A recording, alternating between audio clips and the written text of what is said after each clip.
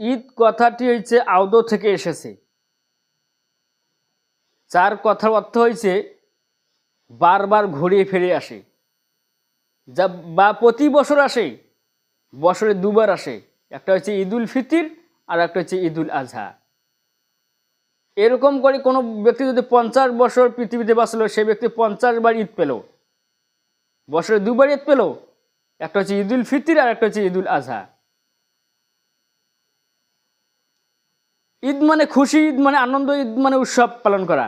ওই ব্যক্তির জন্য ঈদ, ওই ব্যক্তির জন্য খুশি, ওই ব্যক্তির জন্য আনন্দ, ওই ব্যক্তির জন্য উৎসব। যে ব্যক্তি দীর্ঘ 1 মাস রমজান মাসে রোজা পালন করছে, তসবিহ পাঠ করছে, কোরআন তেলাওয়াত করছে,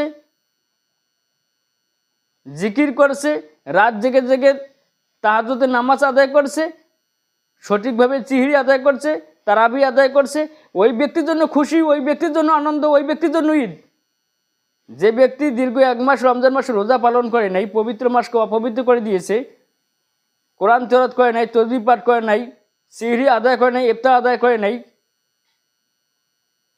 ওই ব্যক্তির জন্য খুশি নয়, ওই ব্যক্তির জন্য আনন্দ নয়, ওই ব্যক্তির জন্য ঈদও নয়। ফিতির শব্দ হচ্ছে বিদ্যুন্ন বা ভাঙা। সওয়াল মাসের 1 তারিখে উপবাস ভাঙা বা পুনরায় অবস্থায় ফিরে আসা। মায়েশা সিদ্দিকা রাদিয়াল্লাহু হাদিসটি বর্ণনা কাছে রাসূল করিম সাল্লাল্লাহু আলাইহি সাল্লাম বললেন,